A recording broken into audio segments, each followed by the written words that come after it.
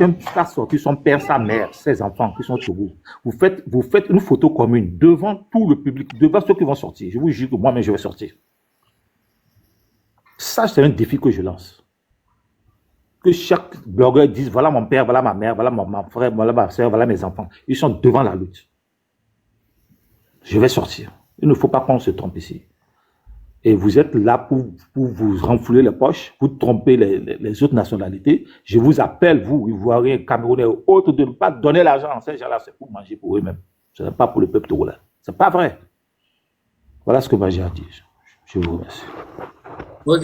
Ok, merci. On va donner la parole à M. Kossi, s'il vous plaît. Et salut, monsieur MK. Salut à tout le monde. Monsieur MK, je vous ai dit la fois passée que je vous remercie parce que quand vous avez commencé vos lives, les gens étaient montés pour mentir au nom du Togo. Et après, vous-même, vous étiez allé à l'information, vous étiez revenu. Et maintenant, vous avez tenu un discours. Et ces mêmes gens-là qui étaient montés pour vous féliciter ont commencé à vous insulter. On commence à vous traiter dans les commentaires de vendus. Parce que vous vous êtes éduqués sur la situation. Les Togolais ne sont pas dupes, quoi. Les activistes, là, ce ne sont pas des politiciens.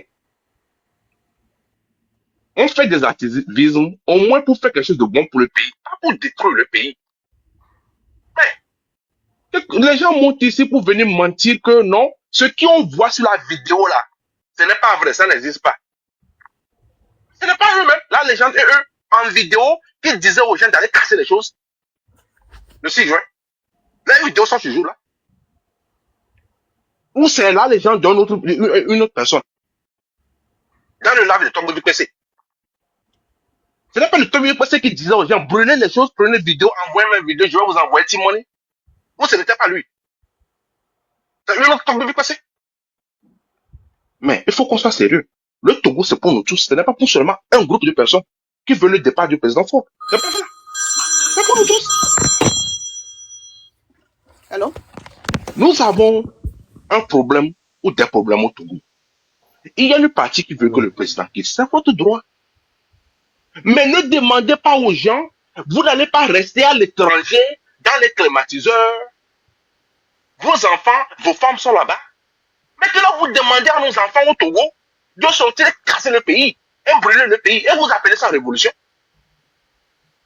Ils vont nous dire aujourd'hui qu'ils n'ont pas demandé à ce qu'une foule aille attaquer la présidence. Donc, les vidéos là, c'est le AI qu'on a utilisé pour le AI qu'on a utilisé pour créer les vidéos.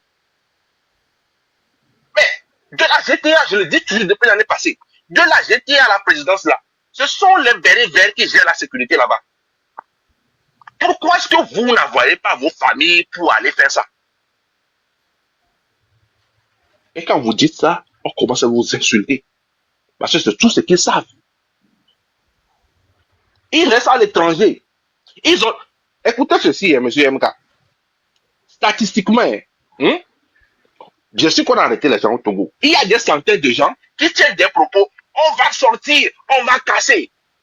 On les dit, ok, vous allez sortir avec vos familles, non? Ils disent oui.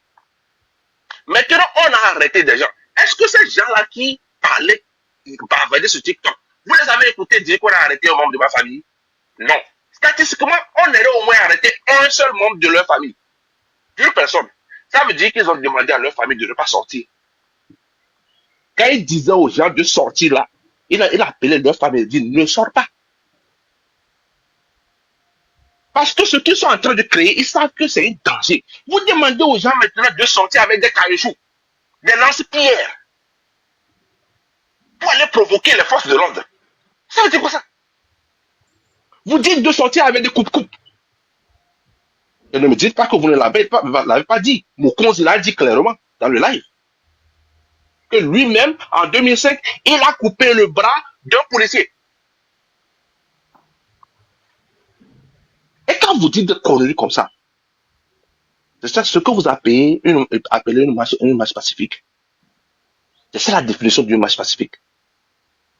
Le monsieur qui est monté ici, il a dit depuis l'année passée, ils vont chier dans des plastiques pour lancer aux soldats.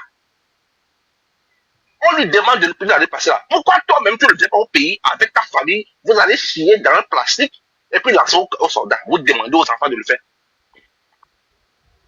Et on vous insulte. Les Togolais ne sont pas dupes. Il faut savoir une chose. Il y a des gens qui supportent le président et les gens qui ne le supportent pas. Le pays n'appartient pas à vous. Vous n'allez pas venir seulement bloquer les routes, casser toutes les boutiques. Quand quelqu'un ne veut pas participer à votre lutte, vous voulez le frapper. Vous voulez aller brûler les stations d'essence. Ça veut dire quoi ça? Et quand on vous dit non, vous menacez maintenant les gens de mort. Et vous dites que vous êtes en train de prôner la démocratie. C'est quelle démocratie ça? Quand vous êtes allé à l'Europe là, c'est ce que vous avez appris là-bas. Il faut qu'on vous arrête ces conneries-là. Merci beaucoup, monsieur MK. Merci. Ok, merci. On va donner la parole à quelque chose, monsieur s'il te plaît. Fofo. Oui, monsieur Fofo, vous avez 5 minutes. Ok, je voulais vous rajouter que depuis qu'ils ont commencé, depuis 1 an, 8 mois maintenant, hein, ils avaient organisé des marches en Occident, dans les pays où ils résident eux-mêmes. Hein. Ils n'étaient pas au nombre de 50 même. Tu vois, maintenant ils envoient des gens, hein, ils sont pas capables de descendre au pays pour assumer ce qu'ils veulent faire. Tiki Achadam en 2017, quand il voulait un changement pour le Togo, il est descendu au Togo. Il a soulevé le peuple. Prenez exemple sur Tiki Achadam au lieu de venir vociférer sur les réseaux sociaux. Merci, c'est ce que je voulais ajouter. Merci. MK, je veux ajouter quelque chose. MK, je voulais ajouter quelque chose. Quand vous avez commencé au départ, vous allez parler un peu de Raoul. Moi, je vais vous donner un truc, c'est simple. C'est que, vous voyez, les gars sont sur les panels, ils sont en train de cotiser. En cotisant, quand quelqu'un, les anciens militaires, rejoignez-vous à nous, on va vous donner ceci, on va vous faire ceci. Ceux qui sont sur le terrain, c'est pour l'eau et tout ça là. Qu'est-ce que vous êtes en train de faire former? Ça, c'est une rébellion. Et tous ceux qui sont sur le panel, qui sont en train de faire cette cotisation pour qu'on attaque le Togo, ne soyez pas surpris que vous allez être poursuivis. Ça, vous pouvez vivre en Europe, aux États-Unis, vous allez être poursuivis. Ça, c'est une rébellion que vous êtes en train de faire. Vous demandez de cotiser pour détruire un pays. C'est ce que vous êtes en train de faire. Ils disent de faire les lance-pierres, faut amener les lance-pierres, faut brûler les gaz, les stations d'essence et tout ça là. Ça, c'est une rébellion qu'ils sont en train de faire. C'est pour ça Raoul est en train de se détacher. Il a été peut-être conseillé quelque part. C'est pas parce qu'il a reçu l'argent. Moi, je vais rectifier là-dessus. Mais il a vu, comme vous avez expliqué au départ, ce qui va revenir là-dessus. Et moi, je vais vous dire, une rébellion, ça c'est mat. On va pas faire l'erreur de Babo. Une rébellion va être matée et on a repoussé plusieurs rébellions déjà au Togo. Donc, si c'est le 26, ce n'est plus une marche, puisque vous dites, vous allez amener le lance-pierre, on est en train de cotiser pour vous.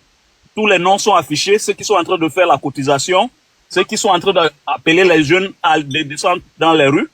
Soyez sûr que vous allez trouver une résistance devant vous aussi. C'est ce que moi je voulais dire. Et à monsieur Eninam, il a dit quelque chose là. Non, on doit s'asseoir pour négocier. On négocie pas. On négocie pas avec une rébellion. Quand déjà vous dites aux anciens militaires, revenez, aux militaires désertés, rejoignez-vous à nous. On a les tactiques, on a les moyens pour vous aider et tout. C'est-à-dire vous êtes en train de créer une rébellion. Et une rébellion, ça ne négocie pas. On ne négocie pas avec une rébellion. C'est ce que je voulais ajouter. Est-ce que je peux parler, s'il vous plaît? Parce que je dois quitter, s'il vous plaît. Ok, vous êtes... Bon, là, moi, mon seul et unique souci, quand tout le monde parle, on dirait apparemment les gens sont contre la sortie de la population. Moi, je ne suis pas pour les jeter les cailloux, frapper les militaires et tout ça. Si on veut utiliser l'argent pour aller donner à boire aux gens qui sont dehors, leur de la nourriture, moi, je suis pour. Vous comprenez? Mais jeter les cailloux et tout ça, je ne suis pas pour. Mais si vous êtes même contre que les gens sortent, parce que si là, tout le monde, vous tous qui avez parlé, qui êtes pour le parti au pouvoir, vous avez d'une manière ou d'une autre accepté ici, aux yeux du monde, que quand les gens sortent, vous les frappez, vous les maltraitez, vous les torturez, vous les emprisonnez.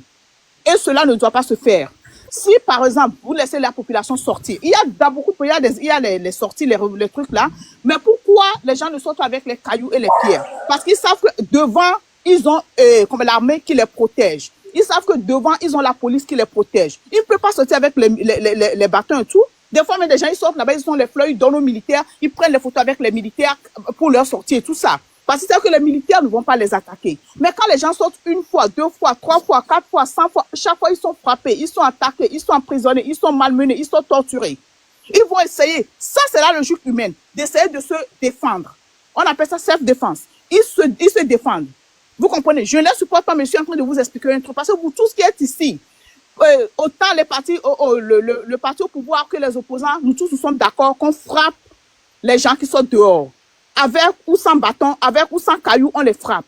Est-ce que ça, c'est une bonne chose d'abord? Mais si vous donnez la permission aux populations de sortir, ils ont l'assurance et la garantie qu'on ne va pas les frapper. Ils font ce qu'ils sont en train de faire. Ils ont leur banderole, leur placard et tout ça. Ils montrent ce qu'ils ont à dire.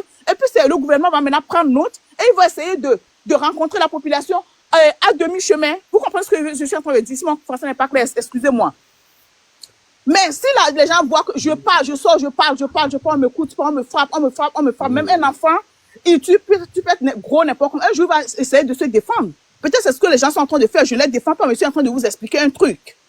Si vous les laissez sortir, quand vous dites un pays démocrate, il y a les gens sûrement, il ne peut pas avoir un pays, le président peut être autant mauvais que personne ne va le supporter. Il y a des gens qui le supportent. Il y a des gens qui sont contre lui. Mais quand les gens qui sont contre lui sortent là, pourquoi vous les frappez? Laissez-les sortir, donnez-leur comment on appelle, l'assurance que rien ne va leur arriver. Et vous allez voir si les gens vont sortir ou pas. C'est aussi là un problème. Vous comprenez ce que je suis en train de dire? Et puis quand les gens parlent, les gens disent il n'y a pas d'hôpitaux, il n'y a pas de route, il n'y a pas ceci. Est-ce qu'il y a ça ou pas? C'est à vous maintenant de voir les 20 années. Qu'est-ce que nous avons fait? Les gens sortent, ils voient, ils vont dans des pays frontaliers, ils voient ce que les autres chefs d'État font en moins de 5 ans. Mais les gens sont révoltés. Est-ce que vous ne pouvez pas faire mieux au moins pour calmer la population? Est-ce que vous ne pouvez pas faire des hôpitaux, au moins 2 ou 3 de référence, où les Togolais ne sont pas obligés de sortir pour aller étudier? Vous dites que les gens sont mais toutes les personnes qui sont là, les enfants sont ici en Europe en train d'étudier, parce qu'il n'y a pas d'université de référence au Togo. Est-ce que c'est normal après 20 années de règne? Est-ce que c'est normal, si c'est logique? Moi, je me rappelle quand j'étais petite. Madame, c'est pour ça. Je quitte, s'il vous plaît, Wilfried. Moi, j'étais au Togo, j'étais malade, je me rappelle. Laisse-moi finir, et puis je quitte, s'il te plaît, Wilfried. Tu n'as pas, je sais pas pour qui tu te prends là.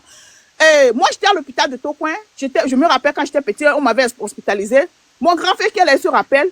Je me rappelle les matins, on m'amenait la bouillie à Cluse au bon, les trucs là, on me donnait à manger quoi. C'est l'hôpital, c'est pas mon papa qui payait. C'est l'hôpital qui me payait. On a pris soin de moi, je sais pas combien papa a payé, mais je suis pas sûr que c'était beaucoup. Ça veut dire que l'État, en ce moment, quand j'étais petite, prenait soin de la population quand on était malade, quand on venait à l'hôpital. Mais est-ce qu'il y a ces réalités aujourd'hui? Au lieu d'avancer, on recule. Est-ce qu'on peut pas faire quelque chose pour faire avancer la population, pour apaiser les cœurs, pour dire aux gens qu'on vous a entendu, on va changer les trucs, on va avancer. Moi, je suis Kabia comme vous, je suis togolaise. Moi, j'ai voté pour le père Eyadema plusieurs fois. J'ai dormi dans son château plusieurs fois. Vous comprenez?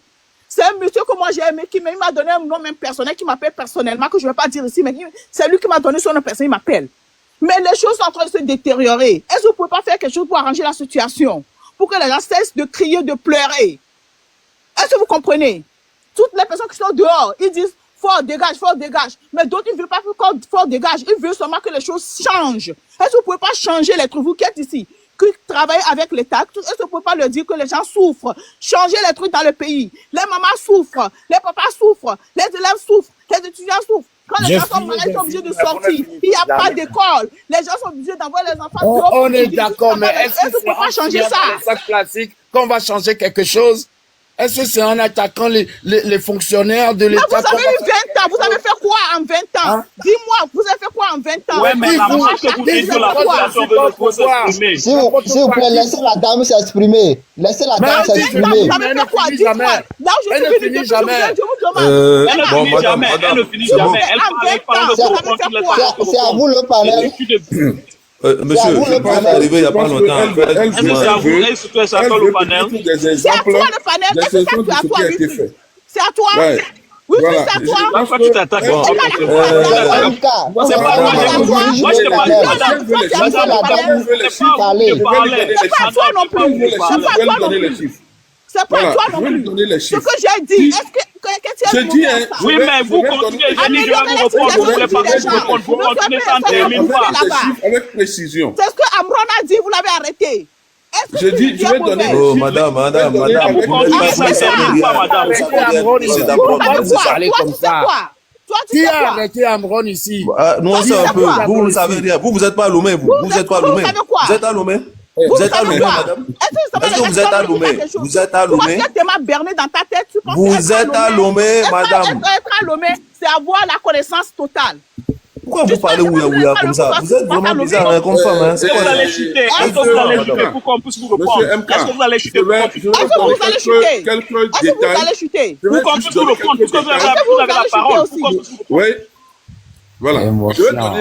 Je vais donner quelques détails de ce que nous appelons les réalisations sociales. Ok, le président Faure, il est arrivé en 2006. En 2009, il a organisé un concours général. Le concours général avec les bailleurs de fonds. Il est arrivé en 2005, pardon. Oh, madame, laissez parler. C'est en 2005, c'est pas en 2006. Vous avez parlé, je n'ai pas répondu. Hein. C'est en MK, 2005. vous voulez que ça continue ou bien Mais, on va- monsieur Abba, c'est en vous avez 2005, souffert. sinon Hein? c'est pas il faut en 2005. la vérité, je donne les détails. Ouais. Il n'y a pas de problème. Ok. Bon, donc il a organisé un concours général. Et le concours général, c'est avec les partenaires. Les partenaires demandaient qu'ils autorisent un concours. Parce que c'est les partenaires qui nous accompagnent. Ils demandaient qu'ils autorisent un recrutement général de 8000 personnes au Togo. Quand on a lancé le concours, il y avait tellement de choses, comment on appelle? Il y avait tellement de postulants. Merci, mais que moi je quitte. Je ne veux pas écouter les mensonges. Je quitte. Je suis désolé. Merci, au revoir. Elle ne peut pas, elle ne peut pas. Elle n'a pas le cœur pour la vérité. Elle est toujours comme ça, elle est née comme ça. Donc c'est pas grave, elle est née comme ça. Ce que je dis là, elle sait parce que le concours, celui qui a organisé le concours, elle le connaît et je connais la personne. Vous comprenez? Et donc le concours a recruté au finish 12 000 personnes. 12 000 jeunes ont été employés dans la fonction publique. En dehors de ça, chaque année, après qu'on ait recruté 12 000, parce que nos partenaires nous ont accordé que 8 000, les partenaires étaient fâchés. Nous avons eu censure. Mais le président Faure a trouvé une alchimie et il organise les concours interministériels.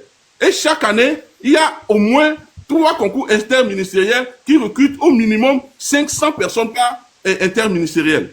Ok, maintenant je viens au SMIC. Le SMIC, avant le président Faure, était de 35 000. Et aujourd'hui, le SMIC est à 52 500. C'est pas beaucoup, mais ce n'est pas rien. Quand vous prenez 52 500 et que vous enlevez 35 000, vous allez voir ce qui reste. Au moins 17 000, ça peut payer les petits déjeuners pour les enfants. Ok. Maintenant, au niveau des fonctionnaires, il y a ce que nous appelons les emplois d'augmentation. Moi, je suis au ministère des Finances. On a fait une augmentation d'indice. Quand on augmente votre indice, votre salaire augmente sans que cela n'entraîne la cherté de la vie. Parce que si on dit aujourd'hui qu'on a fait une augmentation, je pense, une année, il a fait 10 ou 20%, les prix ont doublé dans les marchés.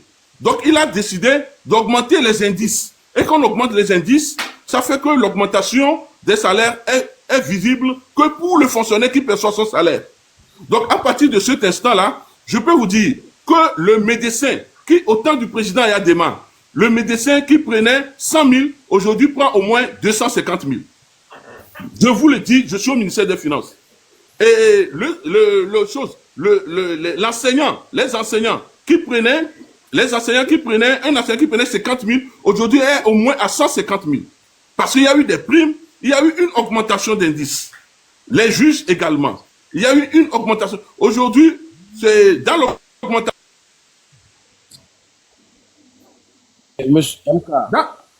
Oui, allô? Dans l'augmentation d'indices, les plus favorisés, c'est les juges, les professeurs d'université, les médecins, les enseignants.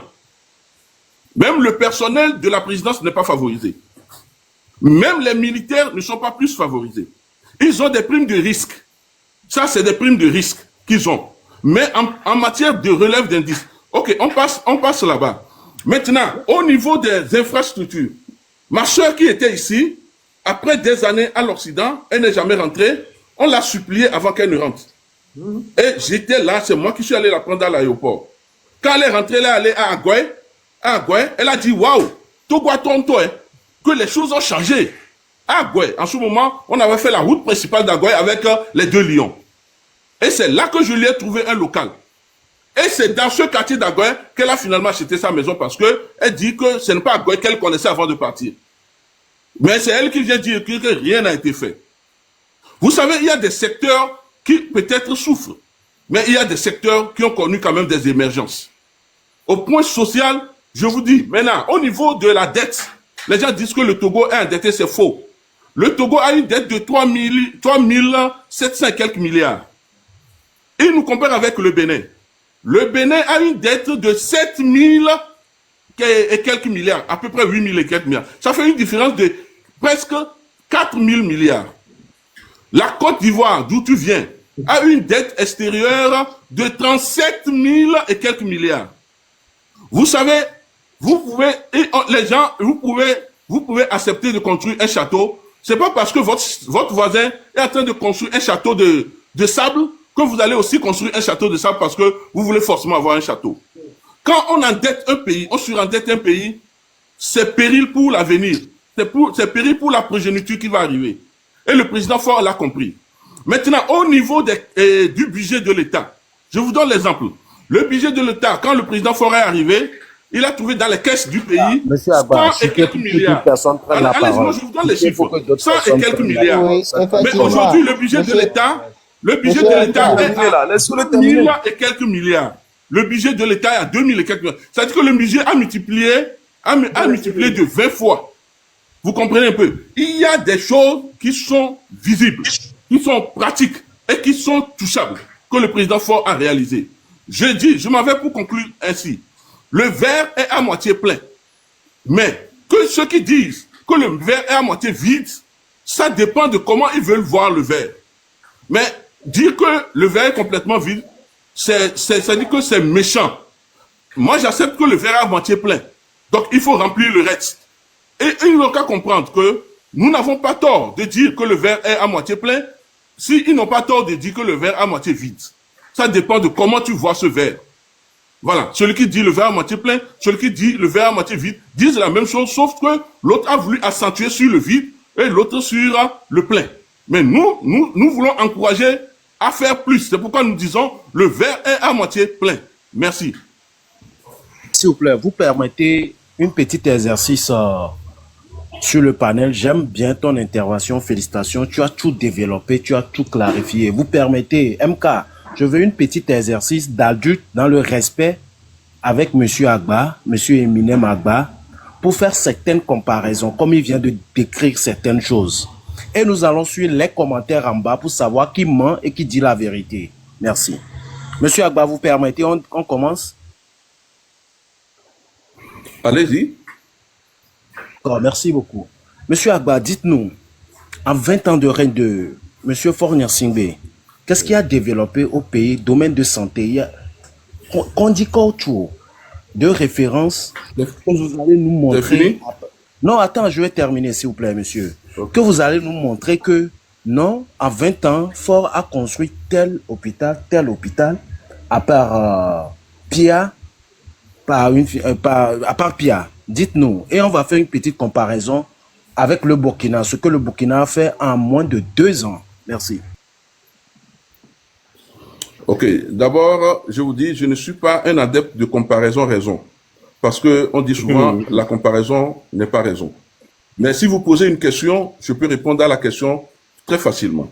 Le président Faure, quand il est arrivé, il s'est attaqué à l'humain, au personnel humain. Il a multiplié l'effectif. Il a augmenté les salaires. Il a augmenté des primes. Il a mis à l'aise le personnel humain qui vient au travail chaque jour. Vous répondez pas à la réponse.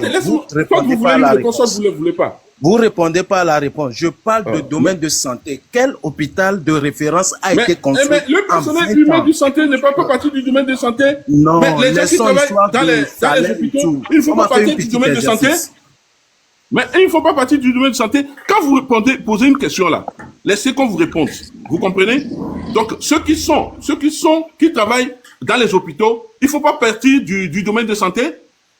Si on ne les met pas à l'aise, comment ils peuvent se lever chez eux, quitter leur famille et aller soigner les gens? Mais il faut aussi les mettre à l'aise. Il faut une priorité pour chaque chose. Vous comprenez? Ce n'est pas élever le bâtiment. Si vous voulez élever le bâtiment et que le personnel est dérisoire, et que le personnel n'est pas bien traité, et qu'on ne paye pas bien le personnel, vous pensez que vous avez fait quelque chose? Je vous dis que le président s'est attaqué à cet aspect-là. Voilà. Bon, merci maintenant, merci pour la réponse. J'ai une autre question. Même si la réponse a été biaisée de couloir, c'est bon, on a compris. J'ai une autre question pour vous. Vous venez de dire, Monsieur Faure n'a pas construit les hôpitaux, mais il a recruté des personnels qui vont travailler.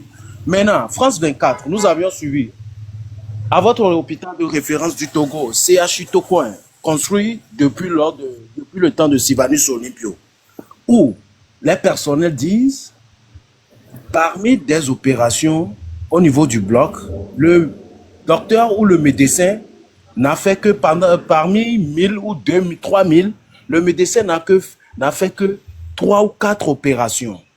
Les stagiaires, les sages-femmes sont obligés de faire le travail du médecin.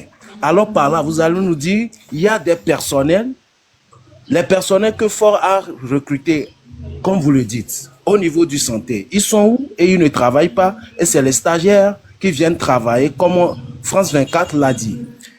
Et nous avons suivi dans ce pays aussi, les personnels de santé ont grévé pour manque de personnel. Mais vous nous dites qu'il y a recrutement à ce niveau, que le régime préfère recruter des personnels que de créer des centres. Comme en moins de 3 ans, je donne exemple, Ibrahim Traoré au Burkina a construit 4 hôpitaux de référence. Mais chez nous, on n'a que Pia et on nous dit on a recruté des personnels. Ces personnels sont où? Et c'est les stagiaires et autres qui font le travail des médecins. On évolue. Monsieur, vous aviez laissez-moi répondre, s'il vous plaît, monsieur. Laissez-moi répondre, monsieur. D'accord.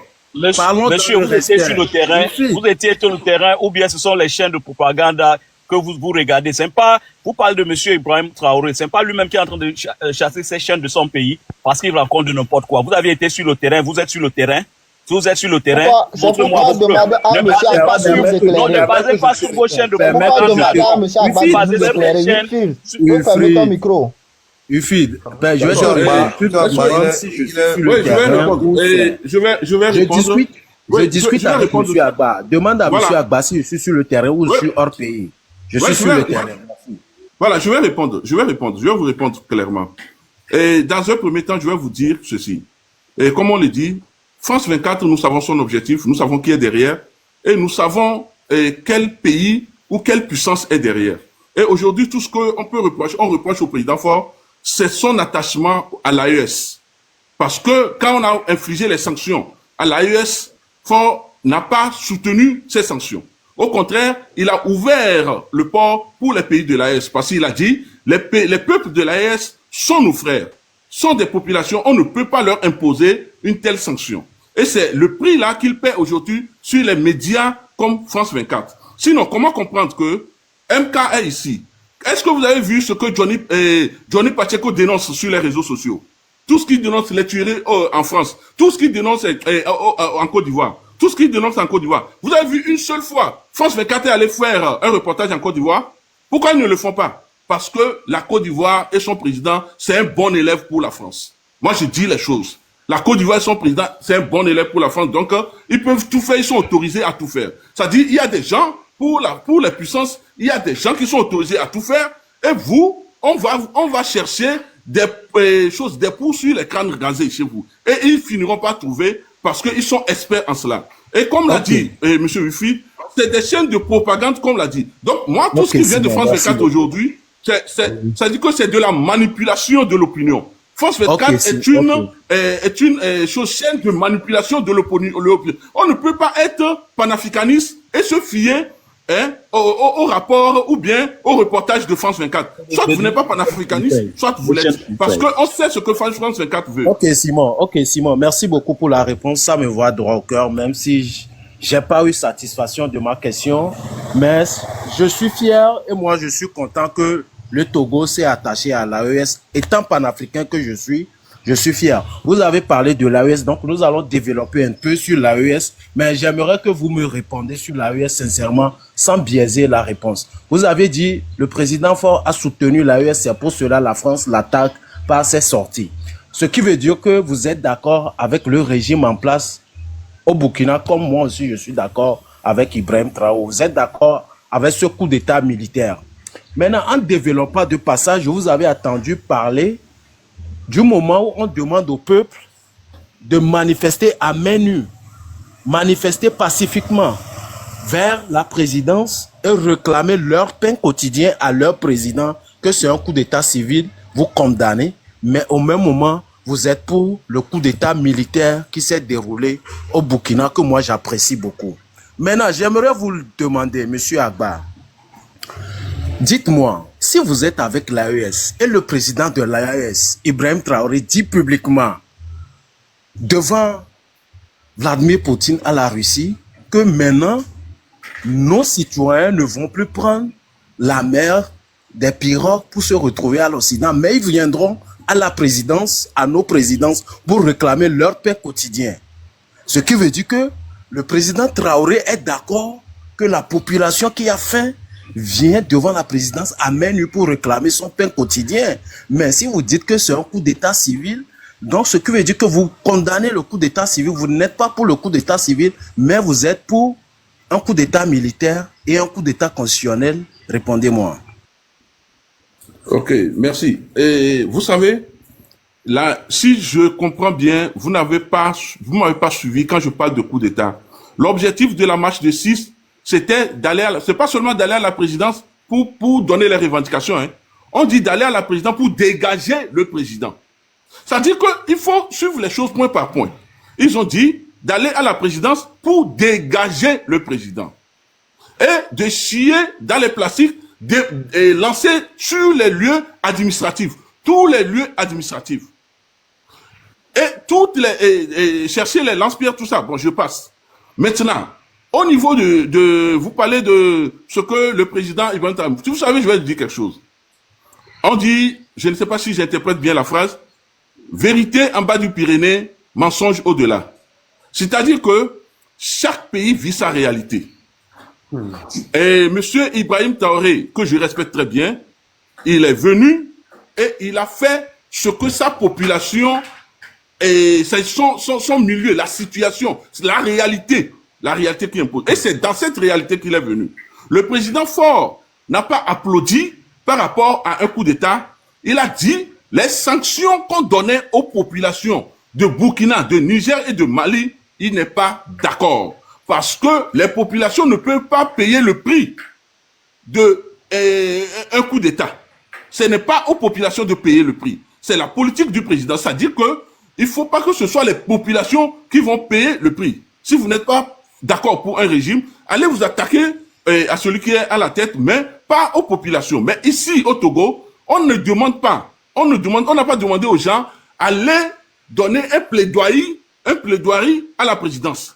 On leur demande d'aller dégager le président. Comment vous appelez ça, vous? Maintenant, moi, je vous pose une question. Okay, quand on te demande d'aller dégager le président, toi, tu appelles ça comment? Ok, d'accord. Et pour répondre à cette question que vous venez de me poser, si on demande à quelqu'un d'aller dégager un président au pouvoir, oui, une fois que c'est la population, c'est une manifestation populaire, on peut dire que c'est une insurrection populaire. Ce qui veut dire que du moment où le président sait consciemment, en âme et conscience, que il est là pour le peuple et le peuple est dehors, le peuple vient devant son palais et lui dit, monsieur le président, nous t'avions choisi, nous t'avions élu, mais aujourd'hui, nous te demandons de quitter, nous ne sommes plus avec toi.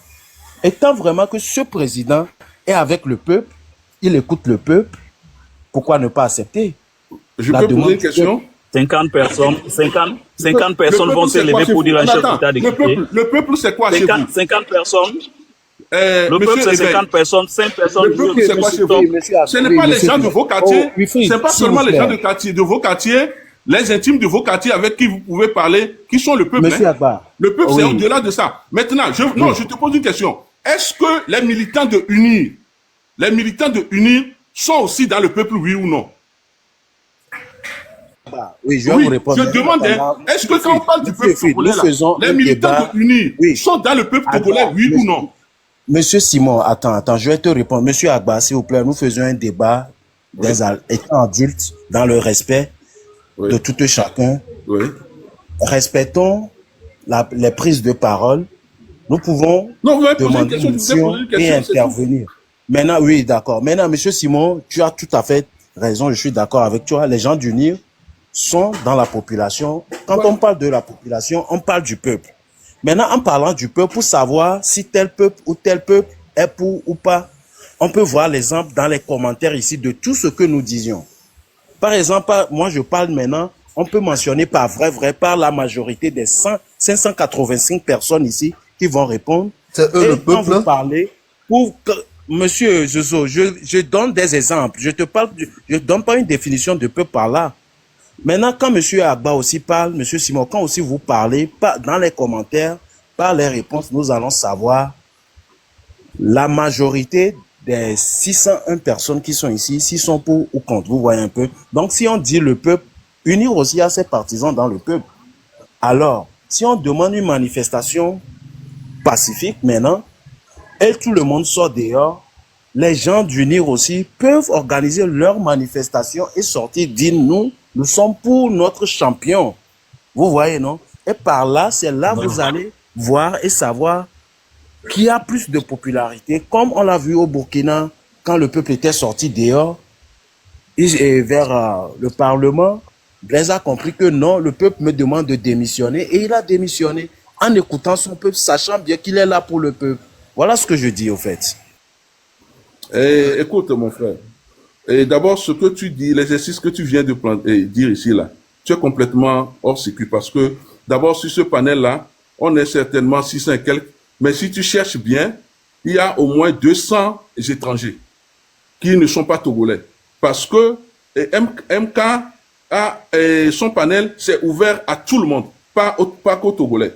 Donc, ici, si même on prend les commentaires, ça ne justifie pas le peuple, s'il te plaît. Ça, c'est un premier point. Secondo, ce n'est pas les trucs sur les panels pour juger la réputation de X, la cote de popularité de X ou Y, parce que ici, nous sommes dans le virtuel. Nous sommes dans le virtuel. Maintenant, dans le concret, c'est les élections qui prouvent que tel vraiment a une cote de popularité auprès du peuple ou non.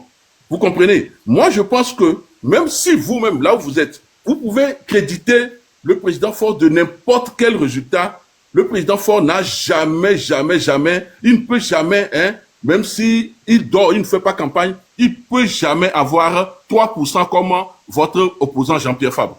Donc, vous comprenez qu'il y a des gens qui ont pendant longtemps parlé au nom du peuple, mais qui ne représentaient qu'une infime partie de ce peuple-là. Vous comprenez? C'est-à-dire quelqu'un qui dit qu'il est leader de l'opposition togolaise, qui se retrouve dans une élection et qui lui-même, il reconnaît sa défaite, qui se retrouve avec 3% de voix.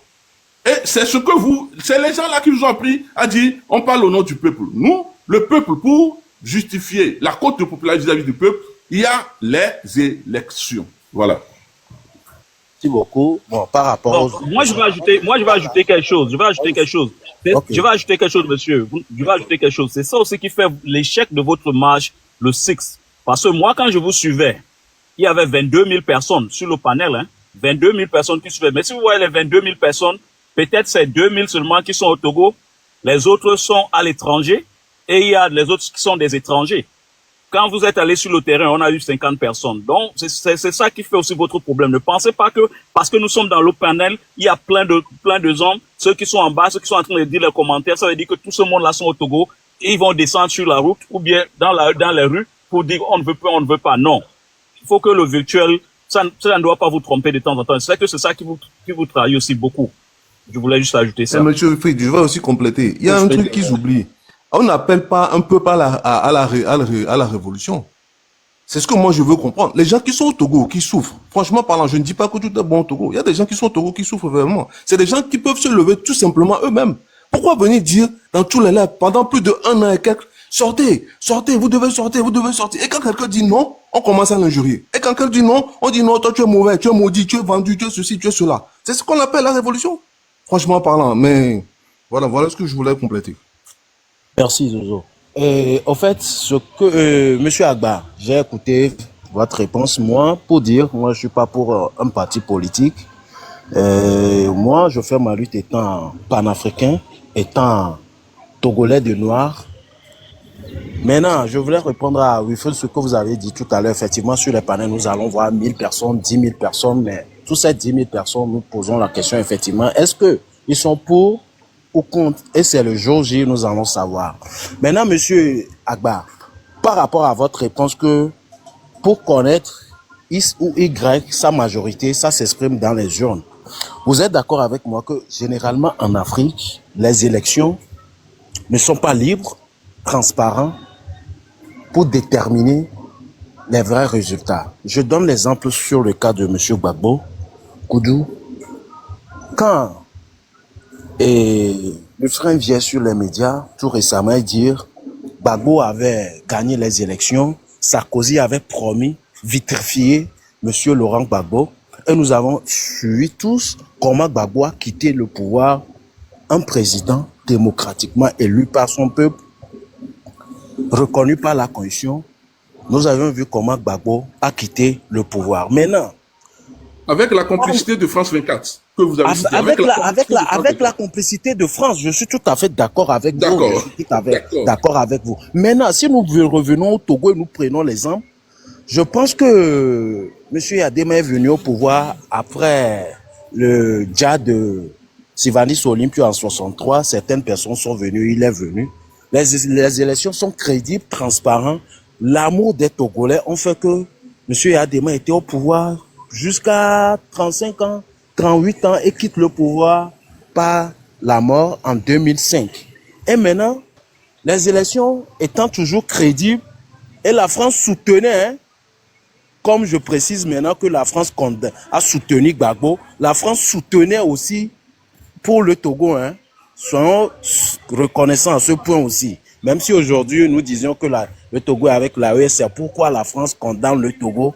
Reconnaissons que la France était d'accord avec le Togo par le passé. Donc, depuis 2005, le peuple est d'accord, le peuple aime le président fort et il est toujours au pouvoir jusqu'en 2025. Et si nous prenons l'exercice de 2017 sur M. Tikwi Achadam, qui était en exil, non, il n'est pas en exil, il était à l'étranger, hors du pays, qui faisait des bons boulots sur le terrain jusqu'à ce qu'il ne descende pour conscientiser et veiller le peuple togolais et les faire sortir dans la rue. Nous tous, nous sommes d'accord que c'est après des négociations au Ghana par la CEDEAO, l'Union africaine, que des compromis ont été trouvés et Faure est toujours tranquille dans son fauteuil jusqu'au jour d'aujourd'hui. Alors par là, vous allez nous dire que c'est toujours les unes qui s'expriment, qui donnent la légitimité légale à X, Y ou Y, chef d'État en Afrique, pour qu'il gouverne librement.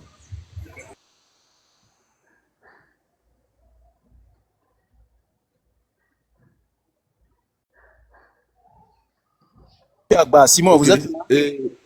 Oui, je suis là.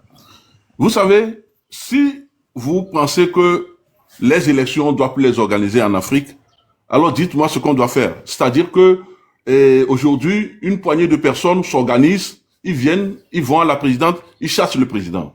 Demain, les autres qui se disent qu'ils sont en position de force s'organisent, ils chassent le président. Et c'est ainsi de suite. Vous pensez que c'est ça?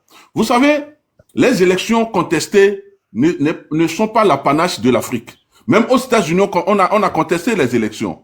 Donald Trump a contesté les élections. Avant Donald Trump, les gens ont contesté les élections. Même en France, il y a eu des élections où on a contesté. Donc, il y a ce qu'on appelle élection, c'est une évaluation qui ne peut pas être à 100% exacte. Vous comprenez, les élections, l'organisation des élections, ce n'est pas une science exacte. C'est pas tout ce qui est organisation humaine n'est pas une science exacte. Mais si les gens veulent prendre les détails qui, en fait, ne changent pas le cours des élections pour en faire le porte-flambeau, pour dire que les élections ne sont pas bien, c'est-à-dire que il y a eu bagarre dans un bureau de vote et les militaires sont venus intervenir, il y a eu quelqu'un, on se demande, mais écoute, ça là, est-ce que ça peut changer le résultat? Si ça ne peut pas changer le résultat, pourquoi vous prenez ça en porte-flambeau? Les élections, on doit organiser les élections, que vous le voyez ou pas. Parce que quand vous parlez de contestation, les élections sont contestées partout. Tout récemment, en 21e siècle, en qu'est-ce que je veux dire? C'est en 2021 ou un truc là. Donald Trump a contesté les élections. Il a contesté fatigué. Mais Joe Biden a gouverné.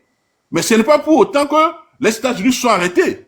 Mais voilà. Et Donald Trump, qu'est-ce qu'il a fait? Il n'a pas organisé un groupe de gens pour aller dégager Joe Biden à la présidence parce qu'il n'est pas bien élu. Et il s'est organisé, il est revenu aux élections.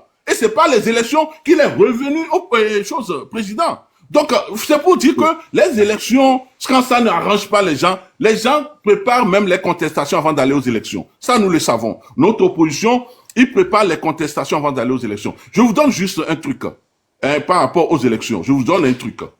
Vous savez, il y a des gens, et on ne peut pas être un parti politique organisé, et qu'on n'est pas capable de placer dans les bureaux, son représentant dans les bureaux de vote. On n'est pas capable d'entretenir ses représentants dans les bureaux de vote. On n'est pas capable de faire les campagnes dans les coins et recoins. Ils pensent qu'en faisant la campagne dans la capitale, ça suffit pour gagner les élections. C'est faux. C'est vrai, il y a un nombre impressionnant à Lomé, peut-être 2 millions, mais les 6 millions restants, c'est où? Ou les 4 millions de votants restants, c'est où? C'est à l'intérieur du pays. Il y a des endroits où, quand UNIR veut gagner, UNIR gagne avec un électorat assez important.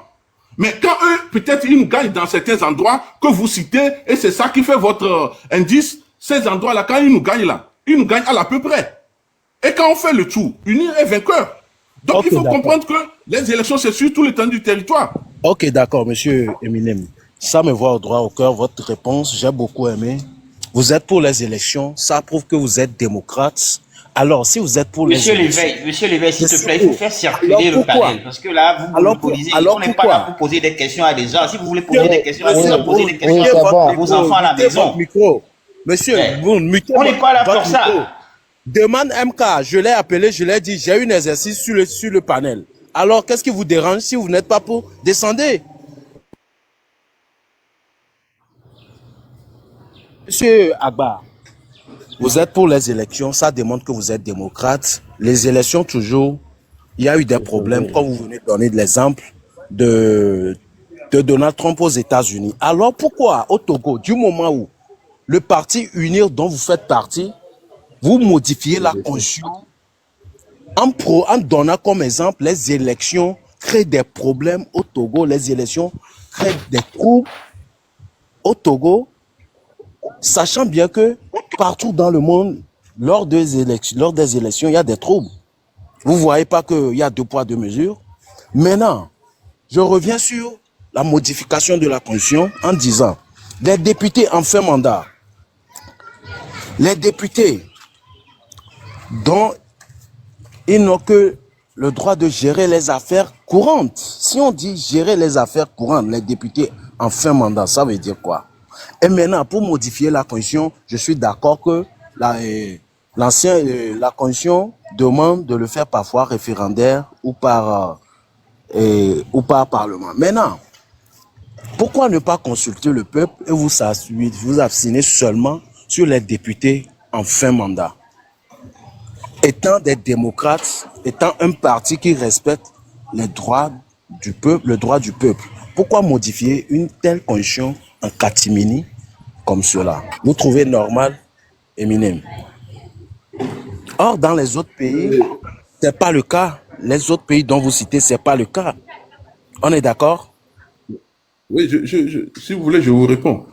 Vous savez, d'abord, quand on dit que les élections causent problème, comme l'a dit le président Faure, c'est que les gens, avant même d'aller aux élections, ils préparent la contestation. Au lieu d'organiser les élections, les gens organisent la contestation. Et dans ça, ça fait que même la campagne est confondue à la contestation. Et il y a parfois les affrontements. Bon, et les militants, on ne peut pas les contenir à 100%. Et dans les affrontements, malheureusement, il y a des vies humaines qui sont perdues. Et on ne retrouve ça que dans les élections présidentielles parce que les gens savent eux-mêmes. Les gens savent, vous savez, comme vous le dites, nos politiciens qui sont ici, ils savent qu'ils ne font pas le poids. Donc, qu'est-ce qu'ils font? Ils organisent plutôt les contestations. C'est-à-dire, ils veulent justifier leur échec. Ils s'organisent pour justifier leur échec. Et c'est ce qu'on dit, que les élections créent des problèmes. Parce que les gens qui viennent, ils ne viennent pas honnêtement pour compétir, mais ils viennent et pour troubler plutôt le processus et dire que le processus a été entaché de troubles. Et voilà le premier point. Maintenant, au niveau du changement de constitution, je pense que la constitution, de passer à la constitution exécutive, à une constitution parlementaire, a été le souci du président, du fait qu'il faut rapprocher le peuple de l'exécutif. C'est-à-dire, rapprocher le peuple de l'exécutif. Qu'est-ce que je veux dire? Aujourd'hui, les députés ont plus de pouvoir qu'avant.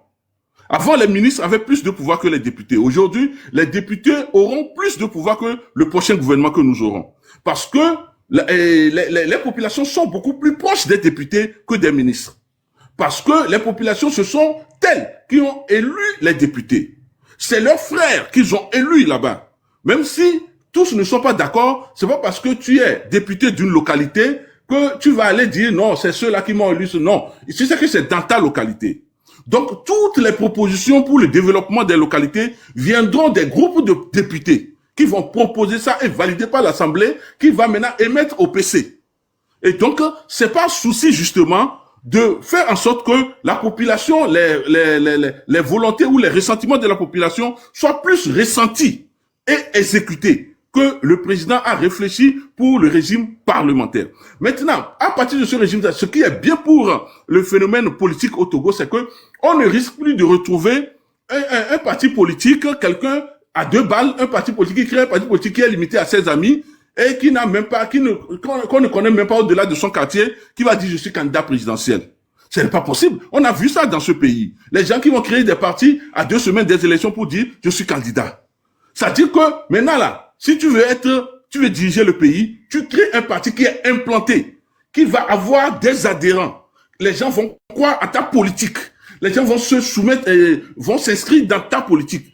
Et ces gens-là vont élire des députés. Et ces députés-là vont te mettre comme PC. Okay. Ce n'est pas joli tout ça? Okay, d'accord. Ce n'est pas démocratique tout ça? Okay. Est-ce qu'il y a moins démocratique dans ça? Okay, ça veut dire que c'est dans ça même qu'on sent la démocratie. Monsieur Agba, maintenant, dites-moi, vous avez beaucoup développé tout de suite, mais si nous trouvons l'Allemagne, dont vous donnez exemple, l'Angleterre par exemple, vous venez de dire tout de suite que les députés ont le pouvoir, le plein pouvoir aujourd'hui. On est d'accord, c'est ce que vous venez de dire, non?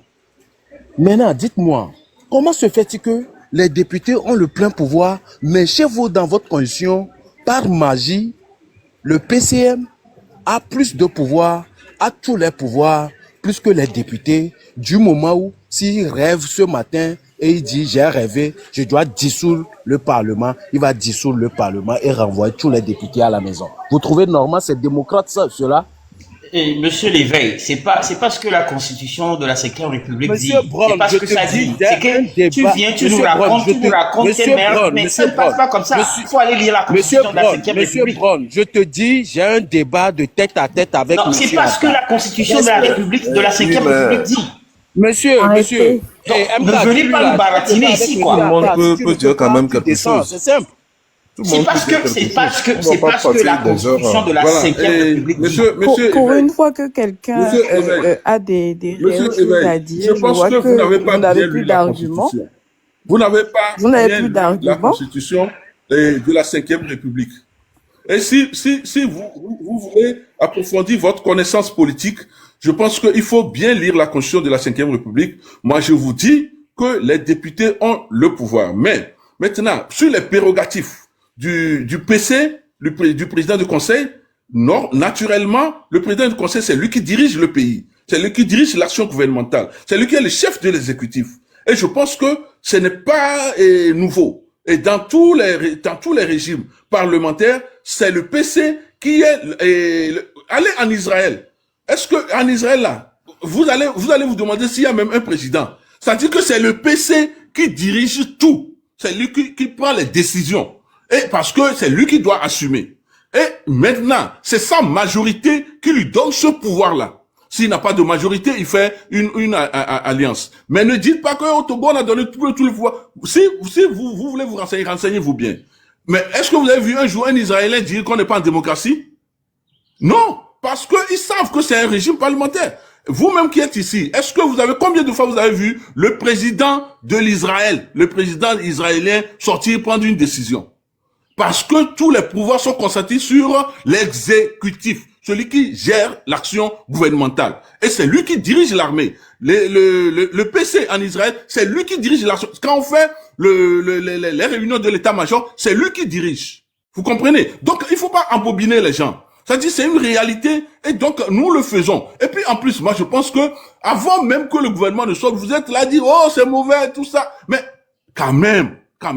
Mais c'est un truc que nous venons d'entrer dans quelque chose. On a expliqué aux gens, et bon, ça va se faire. Monsieur Agba, vous avez donné l'exemple d'Israël. Sans vous mentir, je maîtrise pas la constitution israélienne, mais je maîtrise bien la constitution allemande et au Grande-Bretagne. C'est pour cela, moi, je me base sur ça en vous disant que en Allemagne, en Angleterre, puisque vous-même, si je dis vous, je parle pas de votre personnalité, hein, je parle de votre parti. Vous avez prôné l'exemple d'Allemagne et l'exemple d'Angleterre. C'est par là, je dis, en Allemagne, c'est le Parlement qui a le plein pouvoir. Le Parlement a le pouvoir de faire descendre le PCM aujourd'hui sur le Parlement en décide. Et ils ont voté, la majorité remporte, on descend le PCM. Mais par magie, chez vous, c'est pour cela que je dis chez vous, dans votre constitution, en 5e République, vous pouvez lire, le PCM a le pouvoir de dissoudre l'Assemblée s'il le veut. On est d'accord. Encore une fois, c'est des mensonges. C'est parce que la Constitution de la 5e République dit. Il faut aller lire la Constitution de la 5e République. Vous racontez des balivernes, monsieur Yves. Est-ce que je mens? Vous racontez des balivernes s'il le veut. C'est parce que la Constitution, parce que vous venez de dire que vous êtes constitutionnaliste, c'est que vous maîtrisez la Constitution. C'est parce que la Constitution de la 5e République togolaise dit. Monsieur Bruce, il faut se taire, non? C'est quoi ton problème? Monsieur Éveil, je voudrais un débat avec toi spécialement. Je sais que tu maîtrises beaucoup et tu connais beaucoup. Mais on va aller point par point. Arrêtons d'endormir les consciences. Si on me dit on va aller point par point. Dans la 5e République, je vais vous répondre point par point. Vous comprenez? Maintenant, quand vous dites, moi je reviens, vous dites que l'Assemblée a le PC a le droit un matin et que l'Assemblée ne peut pas démettre le PC. Je vous rappelle que dans la 5e République ne peut être PC que s'il est président de son parti. Donc, si l'Assemblée est majoritaire, ça dit qu'il a des députés majoritaires. Pour démettre le PC, l'Assemblée, ça dit que le problème c'est quoi? On va dans le parti, on le démet en tant que président et il n'est plus PC.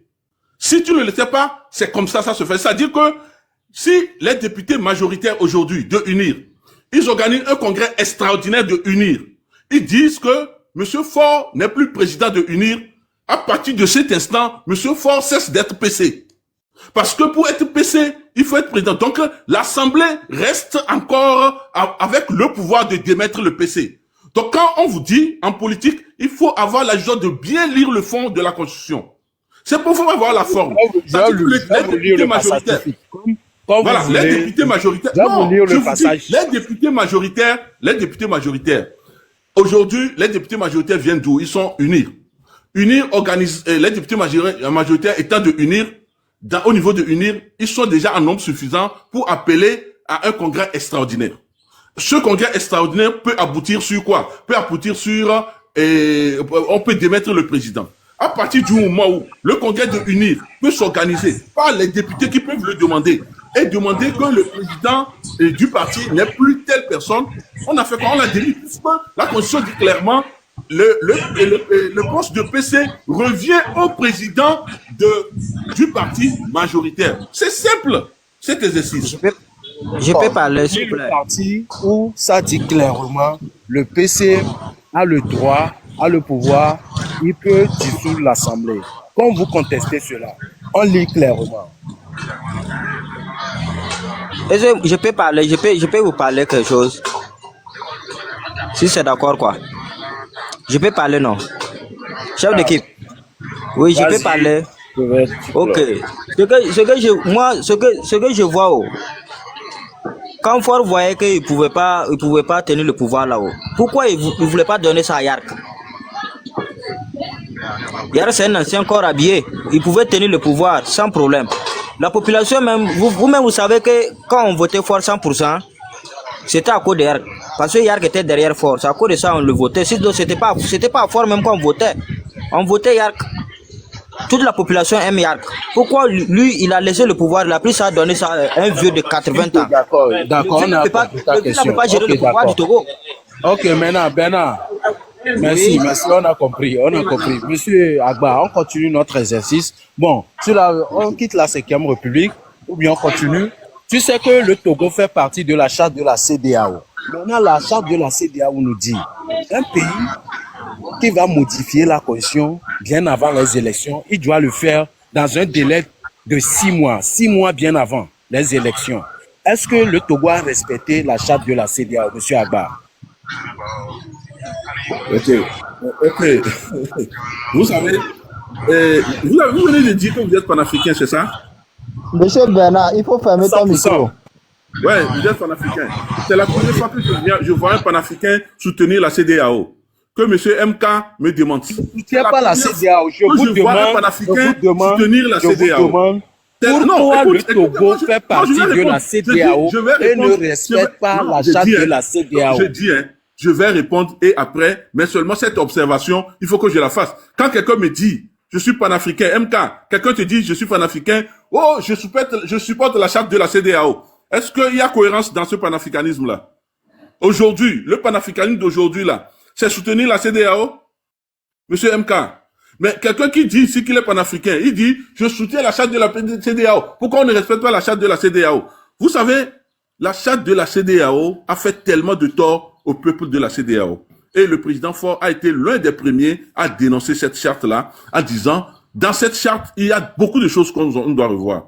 Mais comme derrière cette charte de la CEDEAO-là, il y a une puissance, que nous allons taire le nom ici, cette puissance a dit, on ne modifie rien, même pas un seul rond. Elle a dit, ok, mais chaque pays quand même a son indépendance. Chaque pays quand même a son autonomie. Donc chaque pays gère son pays. Mais si le président Faure pouvait carrément sortir de la CEDEAO et rejoindre l'AES, mais il a dit, bon ok, je leur ai dit que je ne suis pas d'accord. Attendez. MK, tu nous suis? MK, écoute ma question. MK, écoute ma question. Hein. Le Togo fait partie de la CEDEAO. Tu comprends, non? Maintenant, la charte de la CEDEAO dit clairement, avant qu'un pays membre signataire de la CEDEAO veut modifier la constitution lors des élections, il doit le faire 6 mois bien avant. Maintenant, la CEDEAO que nous savions tous qu'il est financé par l'Union européenne et la France, le Togo même signe proprement et adhère librement. Quand le Togo se trouve, voit que il n'est plus, il est panafricain, le Togo est devenu panafricain, il veut plus travailler avec la CEDEAO, il se retire de la CEDEAO, mais il se retire pas de la CEDEAO, il est dans la CEDEAO, mais ne respecte pas la charte de la CEDEAO qui dit, bien avant les élections, si un président faisant partie de la CEDEAO veut modifier la constitution, il le fait 6 mois bien avant les élections. Mais au Togo, dont nous parlons, le président, le gouvernement a modifié la constitution à 2 mois des élections. Et je demande à M. Agba, leur champion, leur parti, n'a-t-il pas violé la charte de la CEDEAO? Il me dit, étant panafricain, je ne dois pas poser cette question. Le panafricanisme... Monsieur Léveil, vous posez des questions, qui n'ont pas de base, qui n'ont pas de base juridique. Monsieur Brown, tu parles de quelle base juridique? Tu parles de quelle base juridique? Monsieur Eniman, Monsieur Brown, laisse-moi le temps. Non, vous posez des questions qui n'ont pas de base juridique parce que la CEDEAO dont tu parles là, hein, il y a des ratifications. C'est que je vais te donner quelques exemples. Pour la limitation de mandat en matière de ratification, le Togo n'a pas ratifié. C'est que ce que tu es en train de nous raconter, ça n'a pas de base juridique. C'est pas parce que le Togo est dans la CEDEAO que tout ce que la CEDEAO fait, le Togo va dire oui.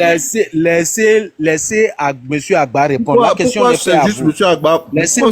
Agba qui va répondre. M. Bruce a des réponses, il peut répondre aussi. C'est pas juste M. Agba. J'ai un débat avec M. Agba. Vous vous agitez à répondre. Ok, maintenant tu me parles de juridique. Je passe la main à M. Bruce. Ce que tu nous racontes ici, là, hein, je ne sais pas comment je vais le traiter, mais c'est insensé. Comment insensé? Les gars, je pense que sur le panel, il ne veut pas écouter la vérité. Non, c'est pas une question de vérité. Quand tu es dans la CEDEAO, quand tu es dans la CEDEAO, je t'ai dit, j'ai un débat à faire avec M. Agba. Quand tu es dans la CEDEAO, c'est vous qui lui donnez la vérité, quoi. Agba a démissionné du débat. Je n'ai pas démissionné, je dis, si cette question, Monsieur Broom a des choses à nous éclairer, pourquoi ne pas le laisser nous éclairer? Voilà. Je ne détiens pas la vérité absolue. Donc si Monsieur du moment où s'il y a un débat sur New World aujourd'hui, seuls les invités en discutent. Et après, mais attendez, on est sur le panel. C'est pas deux, vous êtes deux. D'autres aussi peuvent répondre. C'est quoi ce que vous dites là? Mais franchement, hein.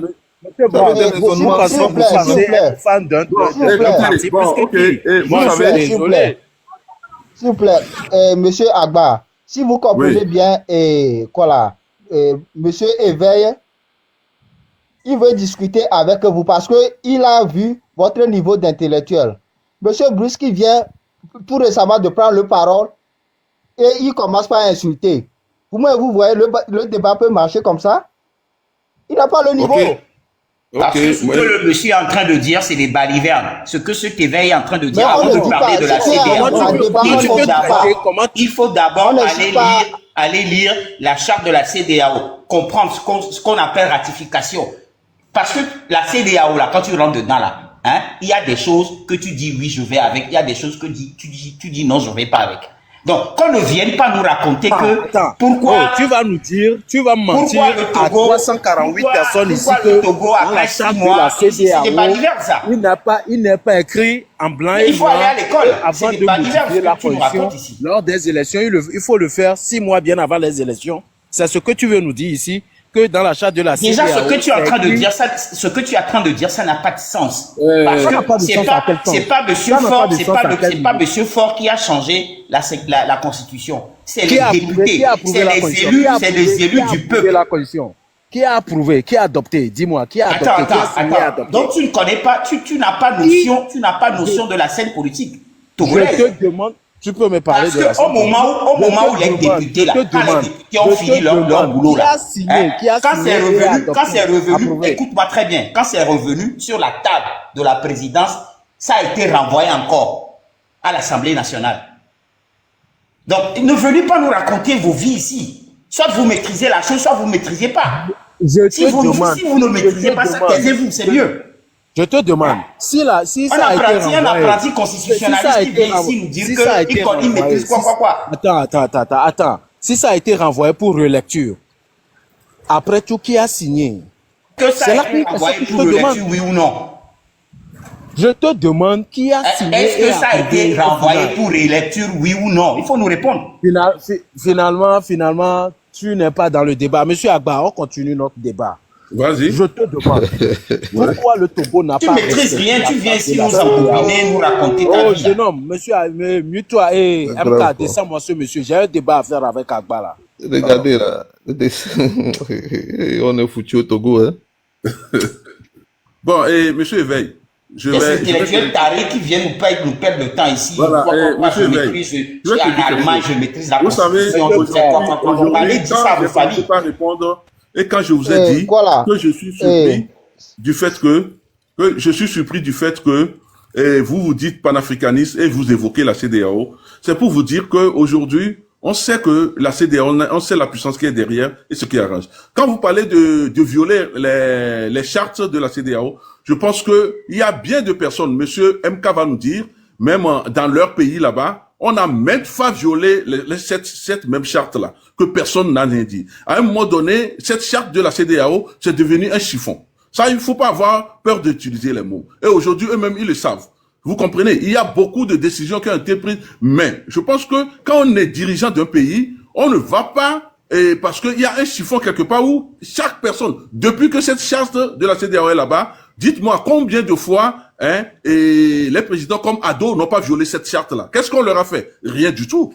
Et la France 24, qu'est-ce qu'elle a fait? Rien du tout. Il n'y a même pas eu de reportage à ce niveau. Vous comprenez? Mais aujourd'hui, pour le Togo, vous évoquez la charte de la CEDEAO. Pour quelle raison? Parce que nous faisons ce qui est bien pour le peuple togolais. Le président Faure, il fait ce qui est bien pour le peuple togolais. Parce que si son peuple a besoin de quelque chose en tel temps et qu'il peut le faire, je pense qu'il faut le faire. Et comme l'a dit M. Brown, c'est les élus. Je pense que aujourd'hui, la CEDEAO n'est pas au-dessus de notre Assemblée nationale. La CEDEAO n'est pas au-dessus de l'Assemblée nationale parce que nous avons élu nos députés, mais la CEDEAO n'a pas élu la CEDEAO. Et on n'a jamais demandé, quand les gens disent ça, on n'a jamais fait un référendum pour demander au peuple, est-ce qu'on va rentrer dans la CEDEAO ou pas? Donc la CEDEAO, oui, c'est une charte. Quand on peut se lever, le président peut se lever un jour et dire, je sors de la CEDEAO comme le Burkina l'a fait, comme le Mali l'a fait, comme le Niger l'a fait. Et donc, la charte de la CEDEAO, je pense que c'est quoi? C'est peut-être les règles internes à la CEDEAO et tout ça, mais combien de fois les mêmes aujourd'hui qui se prévalent, les mêmes qui se prévalent de cette charte-là, les ont violés. Ils ont violé à maintes reprises cette charte-là. Donc aujourd'hui, c'est un chiffon qui est là. Ça, je vous dis la vérité. Moi, là où je suis là, je n'irai pas dans un débat et évoquer la charte de la CEDEAO parce que nous savons tous que c'est un chiffon qui reste là-bas. S'il vous plaît, je reconnais que la CEDEAO, c'est un regroupement des syndicats, des chefs d'État qui se soutiennent entre eux pour appuyer vos propos que vous venez de dire. Au fait, le débat, il faut évoluer le palais parce que ce type raconte n'importe quoi. Et c'est pour dire que la Côte d'Ivoire... Parce que ce que tu es en train de nous dire ici, là, que la CEDEAO, c'est un syndicat de quoi. Si la CEDEAO était réellement un syndicat de chefs d'État, là, pourquoi quand les chefs d'État ont décidé d'attaquer l'AES, là, il y a un chef d'État qui a dit non? C'est que ce que tu dis là, ça n'a pas de sens. On est en train de faire un débat. Est-ce que quand les chefs d'État corrompus ont décidé d'attaquer les États de l'AES, le gouvernement du Togo a fait une déclaration pour dire niet, moi je ne suis pas pour. Il a juste donné son port aux États de l'AES et c'est le droit des États de l'AES même.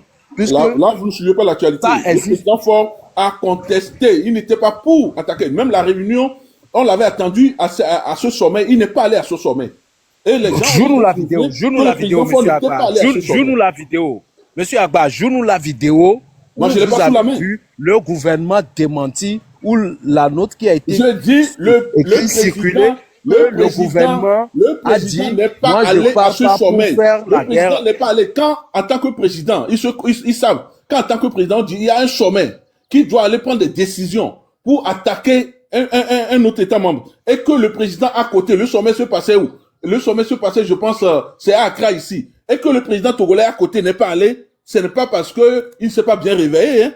C'est parce qu'il n'est pas d'accord parce que les décisions là, ce n'est pas le jour là qu'il va les prendre. Les décisions ont été déjà prises. Et il connaît les décisions, il ne voulait pas valider ces décisions. Sa présence, c'est comme on dit ici, quand vous êtes avec les gens, quand les gens disent, ok, allez attaquer la présidente pour dégager le président, vous êtes avec eux. Vous répondez à leur live, vous faites voir dans leur live, et qu'après vous dites, qu'est-ce que c'est moi qui ai dit ça? Non. Quand la personne le dit, et que tu es à côté, tu valides, tu ne dis rien, mais quand tu n'es pas là, on ne peut pas aller te chercher quelque part pour dire que tu avais soutenu. Non, le président Faure n'était pas à ce sommet. Il faut te renseigner. Monsieur Agba, merci beaucoup. Je sais qu'il n'y était pas, mais moi je demande à savoir juste, est-ce qu'il y a une autre circulaire du gouvernement qui dit nous sommes contre, nous condamnons. Mais est-ce que vous savez ce qu'on appelle le boycott? Le président Faure a boycotté le sommet. Quand on boycotte le sommet, ça veut dire qu'on a boycotté les décisions. Monsieur Agba, je ne sais pas, est-ce qu'on se comprend? C'est-à-dire qu'on veut prendre une décision quelque part. La décision, on dit c'est la position ultra. Tu ne vas pas, tu as boycotté. Quand tu boycottes là, ça veut dire que tu ne te retrouves pas dans cette décision. C'est un boycott.